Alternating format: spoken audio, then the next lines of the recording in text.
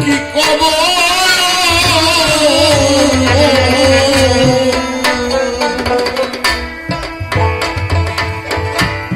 তুমি নাকি পারি পানির মাঝি গো ওরে নিকট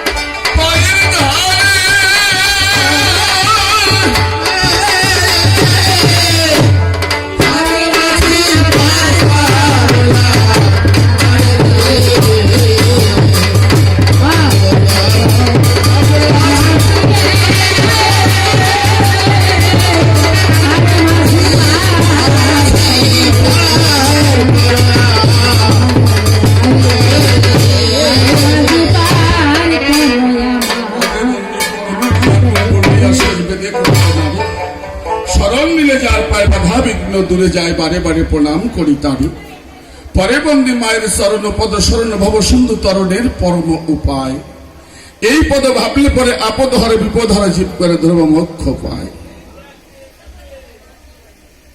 এসো পিতা পঞ্চানন করে করি জ্ঞানঞ্জন সরা করা চক্ষু করদান আমিও তো অকিঞ্চন অন্তরে মোর আকিঞ্চনন 3 দিনে পাই যেন তোমার সেই রাতুল চরণ খান যাক মনশিক্ষা শেষ করে কবি গানের সূত্র ধরে আসরে দাঁড়ায় নামটি আমার জগবন্ধু বিশ্বাস সে নামটি করে দিয়ে নাশ কৃষ্ণ রূপে প্রকাশ হতে চাই আপনাদের বিদ্যমান কি বললো আপনাদিকে ঠাই আছেন যত বিজ্ঞ শ্রোতা বসে বসে শ্রবণ করেছেন সবাই নারদ মুনি ধরে নাম দাঁড়িয়ে সমাধান কয়েকটা প্রশ্ন করে গেছে দান প্রথম প্রশ্ন বলে আমার ঠাই ওহে সামকানাই তোমার কাছে শুনতে চাই শাস্ত্রের মধ্যে দেখতে পাই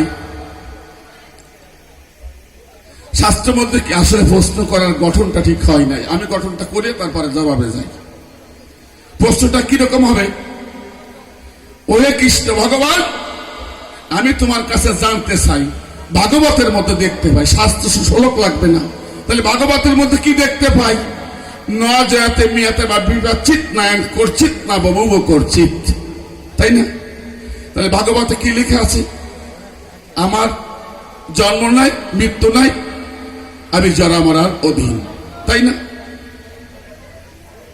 এবার যদি একটু কোরআনের দিকে যাই কোরআনে কি বলছে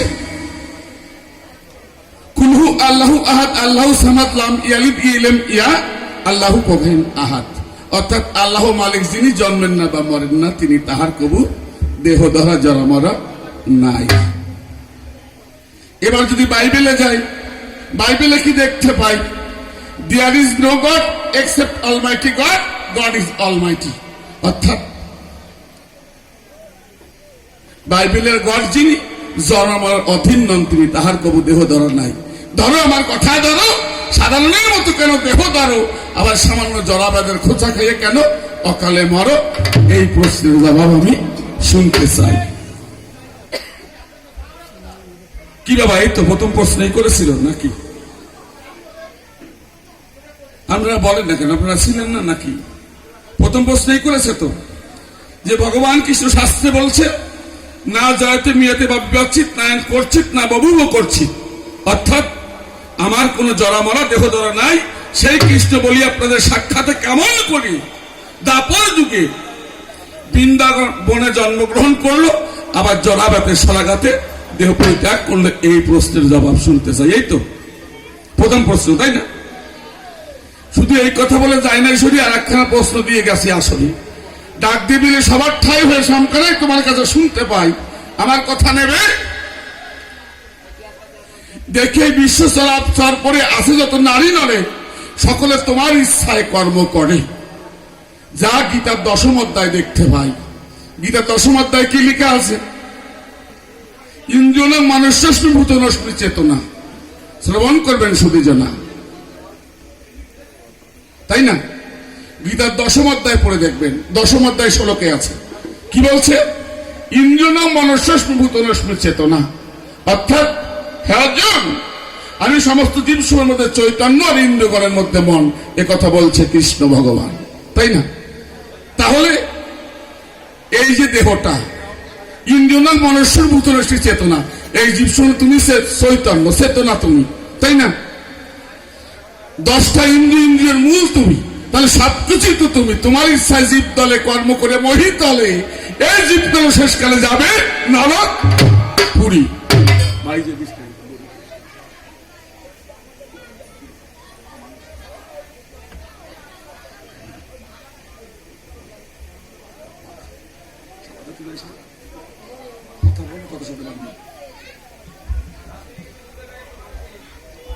কি বললো আপনার দিকে ঠাই? এমনি ভাবে শুনে যায়নি, আর একখানা বস্তু দিয়ে গেছে সবার ঠাই। ডাক দিয়ে বলে সভা বলে, ওহে কৃষ্ণ নট বলে, ধরো আমার কথা, ধরো তোমার কাছে জানতে হবে প্রায়।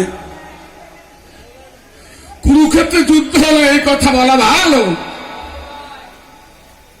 শতপুত্র এক এক করে সব কালের কবলে চলে যায়, পঞ্চপাণ্ডবের গায়ে একটা নখের আসর লাগে নাই।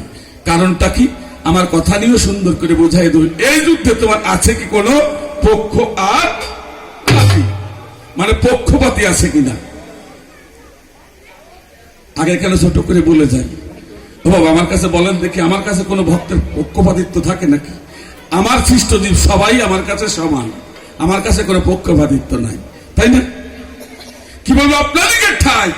আর একখানা পশ্চিমের দিয়ে গেছে সবার সন্নিধানে, ডাক দিয়ে বলে, ওহে সামকানাই, তোমার কাছে শুনতে চাই। এই 16 নাম 32 অক্ষর নিলে পরে কি হয়? ভাগ্য ভালো আজকে এখানে 7 আসর পড়েছে, অর্থাৎ মায়ের আসর পড়েছে। যদি বৈষ্ণব থাকতো না, তো ঠ্যাঙ্গের গোসা ভাঙিয়ে দিত আজকে, বুঝতে পারছেন? যদি আজকে এই জায়গায় বৈষ্ণব থাকতো, মায়ের পূজা তো এখানে তো সব থাকতো, তাই না? হয়তো 2-1 থাকতে পারে, ওনারা মনে মনে চিন্তা করছে 2-1 যাই কিছু করা যাবে না। কেননা এই করোনা ভাইরাসের থেকে দিন জানে যে নারদ মুনি জানেন করোনা ভাইরাস আর কি করতে পারে। আমি কৃষ্ণ নটবারে কি বলবো আপনাদের ঠাই। ডাক দিয়ে বলে, আমার সদন, ওহে কৃষ্ণ জনার্দন, আমার কথা না। তুমি থাকতে সর্বসর্বা এই প্রশ্নের জবাব দেবা। এই শিবকে সৃষ্টি করলে কি কারণ? দেখেছেন প্রশ্নের কি ধরন? শিবকে সৃষ্টি করলে কি কারণ? আমার কথা নেবা, তাই তোমার কথা শুনতে চাই। বাইরা দলে দলে গিয়ে ওই শিবের পদতলে কিসের জন্য? মাথায় বিল্লপত্র আর জল ঢেলি দুধ দিয়ে ধোয়ায়। হারামজাদার লোক কিছুরা কপাল পড়া। বাবা, কোন শাস্ত্র পুরাণে দেখাতে পারবে না শিবলিঙ্গ, ওটা শিবলিঙ্গ। অর্থাৎ শিবের সাথে সম্পর্ক যারে বলা হয়, তোমার মতো হারামজাদা যে কটা, ওই কটা ওটা শিবলিঙ্গ বলে, এই ছাড়া কিছু নয়। ওটা শিবলিঙ্গ নয়, ওকে বলা শিবলিঙ্গ। অর্থাৎ শিবের সাথে সম্পর্ক যারে বলে কয়। কি আপনারা আমার কথা বুঝতে পারতেছেন না? অসুবিধা হচ্ছে? এমনি ভাবে কয়েকটা বস্তু করে তার মতো সঙ্গে আছে সারে। এবার আমার যোগ্যতা অনুসারে আমি জবাব করবো দান। তবে কি বলবো আপনার দিকে ঠাই, আমার জবাবের মধ্যে যদি কোনো অভাব নয়, সকলের শ্রীপাদ পদ্মে আমি ক্ষমা ভিক্ষা চাই। যাক, এবার জগবন্ধু গিয়ে শুনে শ্রীকৃষ্ণ নামটি ধরে আসরে দাঁড়াই। বলে গেছে সবারটাই তোমার জরা মরার সৃষ্টি নাই, তাহলে বৃন্দাবনের জন্ম নিলে কিসের তরে, আবার দেহ পরিবর্তন করে কিসের ঠাই? আমার কথা নাও, তোমার কথা শুনতে পাই। ওহে কৃষ্ণ নীল দলে বসেছিলেন নিম গাছের ডালে, জরাবাদ সেই কালে বান দিয়ে নিক্ষেপ করে কেন তোমার করেছিল বর্তমান, তাই না? ও বাবা, আমার কাছে বলেন দেখি, আমি কৃষ্ণ নটবর, আমার কেউ জন্মাতে পারে না, এই আরাম দাদা কপাল ভোলা লক্ষ্মী ছাড়া। কৃষ্ণকে কেউ জন্মাতে পারে? আমার কাছে বলেন দেখি, পারে? আপনারা কি বলেন, কৃষ্ণকে কেউ জন্মাতে পারে না? পারে? আমার জন্ম কেমন? আমি আত্মমায় দেহ ধরি। তাই থেকে তাই অর্জুনকে বলছি, হে অর্জুন, জন্ম কর্ম সমে দিব্যম, অর্থাৎ আমি আত্মমায় দেহ ধারণ করি, আবার আত্মমায় দেহ লীন করি। আমার কাছে বলেন দেখি, আমার জন্ম হয় নাকি? কি বলবো আপনাদেরকে ঠাই? জন্ম বলতে কি বুঝায়? ও বাবা, জন্ম কারে কয়? নাড়ুদে গোসাই, বিয়ে তো করো নাই, বুঝবা কি কায়দায়? জন্ম কারে কয়? জন্ম অর্থাৎ জলধাতু হতে জৈব রসের উৎপাদন যার মধ্যে রয়। কেমন? নারী পুরুষ একাধারে বিবাহিত করার পরে যে সৃষ্টি করে জন্ম বলি বলে তারে। কি বলবো তোমার ঠাই? আমার মা বাবা কেহ নাই, জন্ম মৃত্যু নাই। কেমন? বাসুদেব আর দেবকী, সে সবাই বলবো কি? তুমি আমার কথা নাও। ভাদ্র মাসের অষ্টমী তিথিতে আমার কাছে বলেন দেখি, যদি সন্তান জন্ম দিতে হয় তাহলে মা বাবা দুজনের প্রয়োজন হয় না নাকি? আপনারা কি বলেন? হয়। মা বাবা দুজন লাগে তো সন্তান সৃষ্টি করতে গেলে পারে নাকি? মা একা ইচ্ছে করলে পারে, বাবা একা ইচ্ছে করলে পারে নাকি? এমন সিস্টেম আছে নাকি কারো কাছে? নাকি বলেন দেখি, আছে? আছে? হ্যাঁ। তাহলে আমার মা বাসুদেব আর দেবকী, কি বলবো আপনাদের ঠাই? ভাদ্র মাস অষ্টমী তিথিতে আমার মাকে কি করেছে? শিকলে আবদ্ধ করে বুকের পরে পাষাণ চাপা দিয়ে এক কক্ষে রেখে দেয়। কি বলবো আপনাদের ঠাই? পাশের কক্ষে অশ্রুমহে বক্ষে, কি বলবো আপনাদের কাছে? পাশের ঘরে আমার মাকে একইভাবে শিকলে আবদ্ধ করিয়ে বুকের পরে পাষাণ চাপা দিয়ে রেখে দেয়, তাই না? যখন পাশা দিয়েছিল, কি বলবো আপনাদিকে ঠাই, এই কথা বলা ভালো। এই জগৎটা চলছে কিসের প্রভাবে? মহামায়া প্রভাবে, অর্থাৎ মহামায়ার প্রভাবে জগৎ চলছে। কি বলবো আপনাদিকে ঠাই? অষ্টমী তিথি যখন হলো, যোগ মায়ের আবির্ভূত হলো, অর্থাৎ যেখানে যোগ মায়া থাকে সেখানে মহামায়া কিছু করতে পারে না। কি বলবো আপনাদিকে ঠাই? যখন যোগ মায়ের সৃষ্টি হলো, হঠাৎ দেবকী লক্ষ্য করে দেখতে পায় তার হাতে গলে বন্ধন নাই, বুকের পরে পাষাণ নাই। চিন্তা করেছে, হিয়ায় না জানি পাশের ঘরে আমার স্বামী কত কষ্ট করেছে, হিয়া আমার মনে আছে, ভাবো তারা করে ছুটে গিয়ে আমার স্বামীকে শিকল মুক্ত করব। এই চিন্তা করে বলে যখন ছুটে যায় বারান্দার পরে, বাসুদেব একই সময় রাত 12টার সময় দেখতে পায় তার হাতে গয়ে বন্ধন নাই, বুকের পরে পাষাণ নাই। চিন্তা করেছি, হিয়ায় আমার স্ত্রী পাশের গলে না জানি কত কষ্ট করে, আমার মনে আছে, ভাবো ছুটে গিয়ে আমার স্ত্রীকে বাঁচাবো।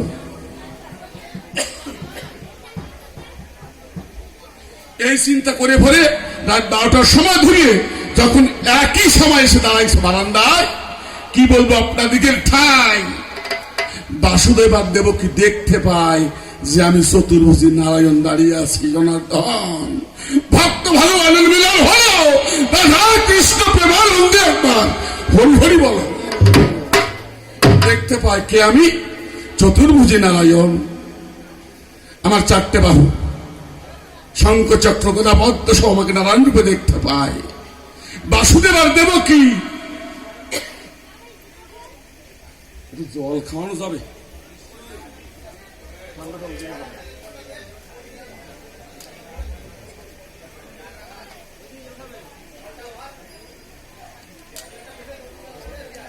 আজকের আলোচনার বিষয়বস্তু সত্যি খুব সুন্দর, ভাগবত তত্ত্ব খুব সুন্দর। তাহলে দেবকী আর বাসুদেব কি করছে? ছুটে গিয়ে আমাকে প্রণাম করছে। দান আমি ডাক দিয়ে করলাম, বর্ণনা মা, ওকে বাবা তোমরা আমাকে ছুঁয়ো না। কেন ছুঁবো না? তুমি যে নারায়ণ, তোমাকে সম্মুখে দর্শন করলে পরে প্রণাম না করে কি থাকা যায়? আমি করলাম বর্ণনা, ওমা তোমরা আমাকে ছুঁয়ো না। কেন জানো? এ কথা যেও না ভুলে, এ কথা হলো আলয়। আমি এখনই ছোট্ট বাচ্চা রূপে যাব তোমাদের আলয়। তবে মা, এই রাত্রিকালে এই কথা যেও না ভুলে আমাকে একটু রেখে এসো গোকুলি। কি বলবো আপনাদিকে ঠাই? ওই চতুর্ভুজী নারায়ণ ধীরে ধীরে ছোট্ট ছোট বাচ্চা হয়ে যায়। মা চিন্তা করছে অন্তরে, তাই 10 মাস 10 দিন আমি প্রসাব ব্যথা পাই। আমি মনে করি ধারণা কোন সময় আমার প্রসাব হয়ে গেছে আমি বুঝতে পারি না। ভগবানের লীলা ছাড়া কিছু না। তাই যখন সদ্য বাচ্চা নিয়ে মাথায় করে যাত্রা করেছে, কি বলবো আপনাদেরকে ঠাই ধীরে ধীরে গোকুলে রেখে আসে। ভাই আমার কাছে বলেন দেখি, আমার মা বাবা কি এক জায়গায় ছিল? জন্ম হয়েছিল কিনা আপনারা একবার বিবেচনা করিয়ে ওই আরামদাদাটা বুঝাবেন। আমার পক্ষে করে বোঝানো সম্ভব না। কি আপনারা বুঝতে পারছেন? তাহলে কি কৃষ্ণের জন্ম হয় নাকি? আপনারা মনে হয় আমার কথা বুঝতে পারছেন না? মা বুঝতে পারতেছেন না? হ্যাঁ পারতেছ তো? তাহলে আরেকটু আলোচনা করি। আমি কৃষ্ণ ভগবান কেমন? অতীব খুঁড়ি খুঁড়ি বাচ্চারা গ্রীষ্মকালে আকাশে উড়ায় যেমন ঘুড়ি, তাই না? বাচ্চারা গ্রীষ্মকালে আকাশে ঘুড়ি উড়ায়, কত সুন্দর দেখা যায়। কি বলবো আপনাদেরকে ঠাই? ছোট এক বাচ্চা তার বাবার সাথে ঘুড়ি উড়াতে গেছে। কি বলবো আপনাদের কাছে? সন্ধ্যা আসলা রানী টেনে তার আধার খানি আসলা টানি যখন নেমে এসেছে ধরিত্রীর গায়ে, ওই বাচ্চা ছেলে ডেকে ডেকে বাবারে শুধায়, ওগো বাবা দেখে যাও। সে দেখো বাবা, কি বলবো তোমার কাছে, সন্ধ্যার আধারে আমার ঘুড়ি ঢেকে গেছে। ঘুড়ি যে আর দেখার কায়দা নাই।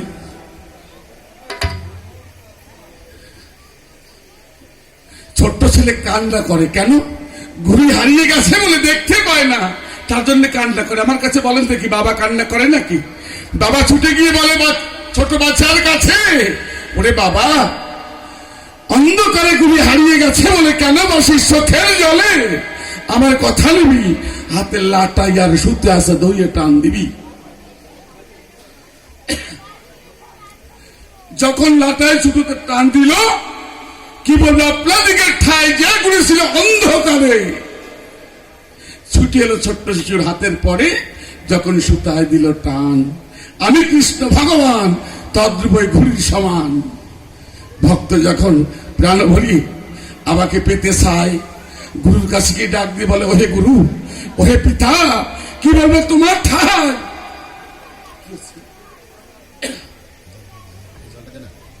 কি বলবো তোমার ঠাই?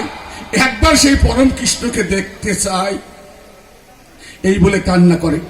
দেখবেন যারা প্রকৃত বৈষ্ণবের ঘরে গেছে, ভাব জগতে যারা একবার ঢুকেছে, দেখবেন অশ্রু কেটে যে জলটা দুই চোখের মাঝখান থেকে বেরোয়, ওই জলটা দেখবেন চিনির মতো মিষ্টি। তাই বক্ষবাসীর চোখের জলে গিয়ে বলে, গুরুর স্থলে গুরু আমার কথা নাও, একবার সেই প্রাণ কৃষ্ণের সাথে দর্শন করিয়ে দাও। দেখেছেন গুরু করে বর্ণনা, কৃষ্ণ কোথায় আছে বলে কেন বাসির চোখের জলে আমার কথা নেই। তোর হৃদয়ের মাঝে ব্রহ্ম মন্ত্র দিয়ে লাটাই সুতো সমদিলাম চুড়ি, আমার কথা নেই। ওই ব্রহ্ম মন্ত্র লাটাই চুড়ে একবার সুতায় গুড়ির মতো করে টান। যখন গুরুকে টান দিল, আমি কৃষ্ণ অনার বলা, কি বলবো আপনাদিকে টাই ফলাম অধিষ্ঠান। আমার কোন জন্ম মৃত্যু জরা মারা নাই নাই। ভক্ত আমাকে যেমন ভাবে ডাক দেয়, আমাকে তেমনি ভাবে আসতে হয়।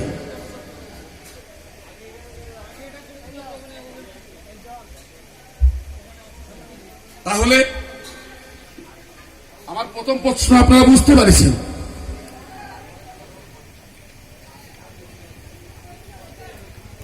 যে প্রথম প্রশ্ন করেছিল সেটা বুঝতে পারছেন? আমার কোনো জরা মরা দেহ ধরা নাই। ভক্ত যখন আমাকে ভক্তিভাবে ডাক দেয়, আমাকে জগতের বুকে আসতে হয়, তাই না? কি বলবো আপনাদেরকে? ঠাই ডাক ডাকে কথা গেল হয়ে কার্জনে বেশি করে, এবার আমি দ্বিতীয় প্রশ্নে যাই। ডাক দিয়ে বলে সবার ঠাই, তোমার ইচ্ছা জীব দলে কর্মক্ষরে মহিতলে, এই জীব দলে শেষ করে কেন যাই নরকপুরী।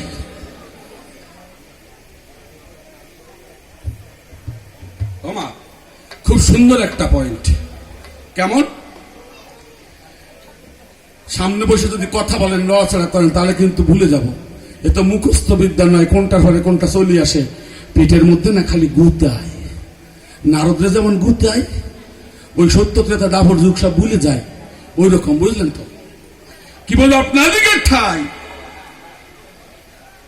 গীতায় ভগবান শ্রীকৃষ্ণকে অর্জুনকে বলেছিলাম, হে অর্জুন, অস্ত্রতল যুদ্ধ করো, তুমি তো নিমিত্ত মাত্র, আমি যুদ্ধের সব করে রেখেছি। কেমন? ইন্দ্রিয় নাম মানুষ্য ভূতনস্মীর চেতনা, আমি সমস্ত জীবসের মধ্যে চৈতন্য, ইন্দ্রিয়গণের মধ্যে মন। তাহলে ইন্দ্রিয় কয়টা? বাবা, ইন্দ্রিয় কয়টা জানেন? হ্যাঁ, আমার মা বদন সদন সঠিকভাবে করছে। 10 ইন্দ্রিয়। কি কি? 5টা জ্ঞানেন্দ্রিয় আর 5টা কর্ম ইন্দ্রিয়, তাই না? নারদ, তুমি আমার কথা বুঝে নিও। তাহলে 5টা জ্ঞানেন্দ্রিয়, 5টা কর্মেন্দ্রিয়। জ্ঞানেন্দ্রিয় কি কি? চক্ষু, কর্ণ, নাসিকা, জিহ্বা, ত্বক। আর কর্মেন্দ্রিয় হস্তপদ, গুজ্জলিঙ্গ, বাও। আমি কথা বলবো না, ফাও। কি বলবো আপনাদিকে? ঠাই। যার জন্য গীতার 4th অধ্যায়ে অর্জুনকে বলেছিলাম, হে অর্জুন, অজিয় স্বর্ণ ব্যক্তা ভূতানি স্মরণ ছাড়া প্রকৃতির সর্বব্যক্তায় মনোত্তনায়। বুঝতে পারছেন? আচ্ছা, কয়জনের বাড়িতে গীতা শাস্ত্র আছে? একটু হাত উঁচু করেন তো দেখি। গীতা শাস্ত্র কয়জনের বাড়িতে আছে? বাবা রে, যে ঘরে গীতা নাই সেখানে আমার গোবিন্দ বসবাস করে না। যার জন্য 4th অধ্যায় বললেন, অজিয় স্বর্ণ ব্যক্তা ভূতানি স্মরণ ছাড়া প্রকৃতির সর্বব্যক্তায় মনোত্তনায়। অর্থাৎ এই কর্ম প্রকৃতির সর্বব্যক্তায় মনোত্তনায়, তাই না? তাহলে কর্ম করায় কে? কর্ম করায় প্রকৃতি। প্রকৃতি কর্ম করে না। আর কর্ম করে কে? এই 10টা ইন্দ্রিয় করে। আর এই 10টা ইন্দ্রিয়র সাথে কে যোগ দেয়? 6টা এড়ে গরু, অর্থাৎ ষড়রিপু বলে যারে কয়, এই ষড়রিপু যোগ দেয়। এই জীব দলে ষড়রিপু চক্রান্ত বলে কেবল কর্ম করে সম্পাদন। কি বলবো? তোমার ঠাই। আর আমার ভক্ত কি করে জানো? আমার ভক্ত সকল ফেলে হা কৃষ্ণ বলে, সদা বসে চোখে জলে ডাক দিয়ে বলে, হে বনমালী, যা করো তোমার ইচ্ছায় কর্ম করি, সকল কিছু তোমার পায় করি সম্পাদন। আমি বলি, তোমার ঠাই। আমার সেই ভক্তের পাপ পুণ্য কোনো কিছু নাই, নাই, নাই। এই দেহ ছেড়ে প্রাণে পাখি উড়ে গেছে, সেই ভব নদীর কিনারে দাঁড়াবে, আপনি নিজ হাতে বৈঠাবে, ওই বৈতরণীটাকে বের করে দিতে চাই। আমার সেই ভক্তের কোনো পাপ পুণ্য নাই। কেমন? পদ্মপাত্রে জল ঢাললে যেমন পদ্ম গায়ে স্পর্শ করে না, তদ্রূপ পাপ আমাকে কবি স্পর্শ করতে পারে না। আচ্ছা, আমি একটা প্রমাণ দিয়ে যাই আপনাদের কাছে। ও তো নারদী গোসাই, ও তো সহজে ছাড়া ভাবতন না। ও সহজে ছাড়া ভাবতন না। একটা প্রমাণ দিয়ে যাই আপনাদের ঠাই। ও বাবা, বাবা রে, ও বাবা, ও বাবারা, আমার মনে হয় নারদ ওই জায়গায় গেছে, বুঝলেন?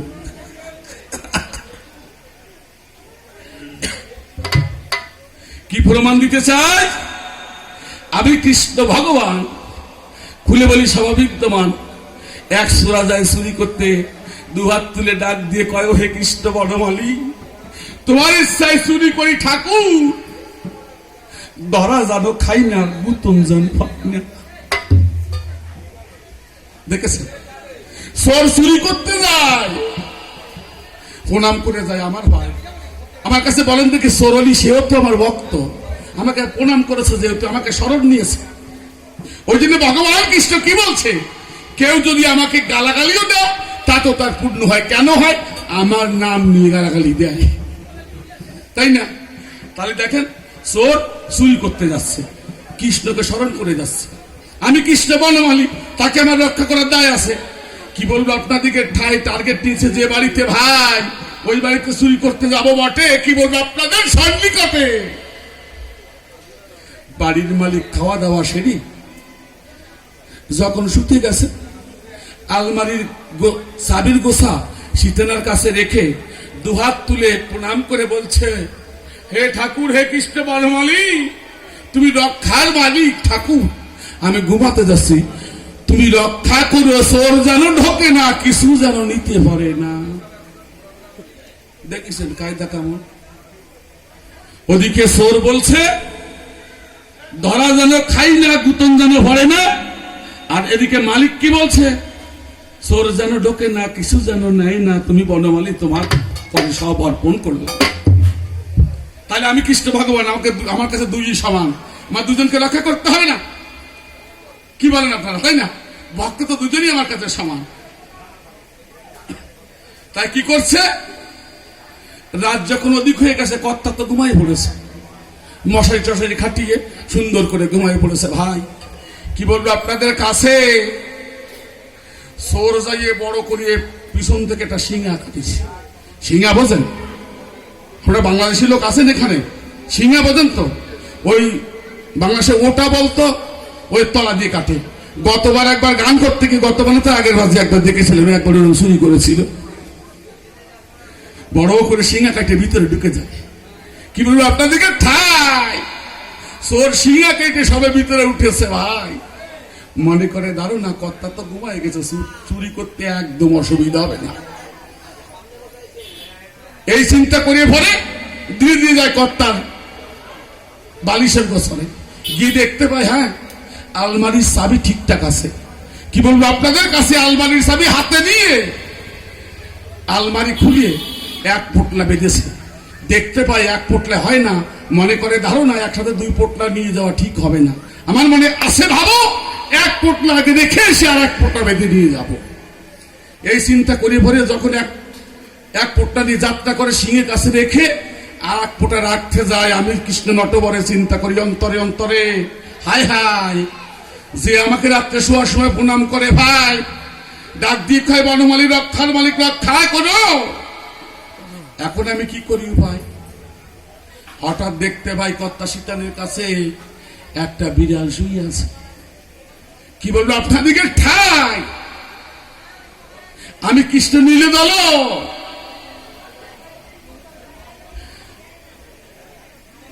বাবা ওদিক থেকে সাউন্ড আসছে কানে, তাহলে অসুবিধা হয়তো, একটু কথা বলেন না, দেখেন ভুলে যেতে হয়। কোথায় যেন বললাম, এখন আমি কৃষ্ণ নীলে দল, চিন্তা করি অন্তরে ঠেকাতে হয়। আমি কৃষ্ণ কমলাক্ষী হয়ে গেলাম ছোট মুশিকি, মুশিকি মানে ইঁদুর। ওই ইঁদুর হয়ে কর্তার মাথার উপরে গিয়ে বাঁশের গায়ে লেগে কটকুট কুটকুট কুটকুট করে করছি দংশন। ওই কুটকুট করে যখন শব্দ হয়, কি বলবো আপনাদেরকে, ঠাই ওই সীতানের কাছে বিড়াল ছিল। আপনাদের জানা আছে বিড়ালের ধর্ম আছে, ইঁদুর যদি একবার দেখতে পায়, যখন উপরের দিকে ইঁদুর দেখতে পায়, কি বললো আপনাদেরকে, ঠাই লাভ দিয়ে ইঁদুর ধরতে যায়। আমি কৃষ্ণ ভগবান হয়ে গেলাম অন্তর দেন, পড়বি না পর একদম মশারি ভাঙিয়ে কর্তার গাল। যখন কর্তার গাল ভরে পড়িয়ে গেছে, কর্তা ডাক দিয়ে কয়, আরে তাড়াতাড়ি বাতি জ্বালা, সর্বনাশ হয়ে গেছে, সরে মনে হয় সব নিয়ে গেছে। উঠে জ্বালাইয়ে বাতি জ্বালাইয়ে দেখতে পায়, হায় হায় হায়, আলমারি খোলা, চাবি নাই, সকল কিছু নিয়ে গেছে, হয়ে গেছে ফাঁকা। আমার মনে আছে ভাবো এখন আমি কি করব। চোর মনে করে ধারণা ওই পোটলার থেকে আমার জীবন একেবারে ছোট না, মনে আছে ভাবো পোটলা থাকে থাকে আমি আগে পালাবো। চোর ওই সিংহাতে দৌড়িয়ে বাঁশবাগানে চলে যায়। চোর যখন বাঁশবাগানে গেছে কি বলবো আপনাদের কাছে, মালিক বাতি নিয়ে ধীরে ধীরে সিংহের কাছে গিয়ে দেখতে পায় বাবা দুই পোটলা একেবারে ভরা, ঠিকঠাক সকল কিছুই আছে, কিছুই নিতে পারে নাই। ছুটে গেছে বাঁশবাগানে। এদিকে মালিককে দু হাত তুলে বলে, হে কৃষ্ণ ভগবান ঠাকুর তুমি আছো, না হলে ফেরাই নিছিল। আর সোরা বাঁশবাগানে গিয়ে দুলো দাঁড়িয়ে আর কয়, ঠাকুর তুমি রক্ষার মালিক, রক্ষা করেছো, নাইলে ফেরায় দিছিল। দেখিস আমার দুইয়ের মধ্যে থাকতে, অর্থাৎ আমি কোন পাপ কর্মের মধ্যে থাকি না কদাচল। কি বলবো আপনার দিকে ঠাই একভাবে পাশালি বললে পরে ভালো লাগে না। সবার দলে সুর ছন্দে একখানা ধুয়ো গাই, কি গাবো নাকি নাকি আলোচনা করব? আলোচনা করব নাকি? ও ঠাকুরদা কি করব? জয় তারা, জয় তারা, জয় জয় তারা।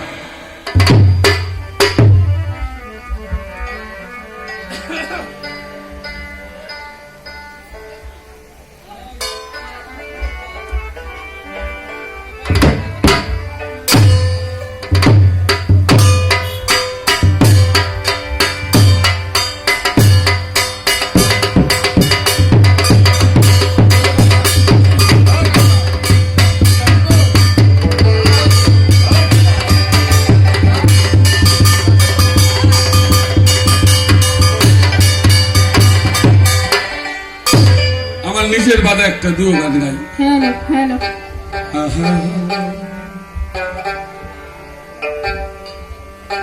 আমি জানি ভালোবেসেছিল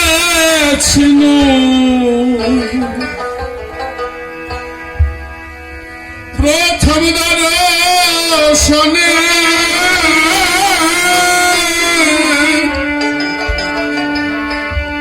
তারি স্মৃতি বুকে প্রতি ক্ষণে ক্ষণে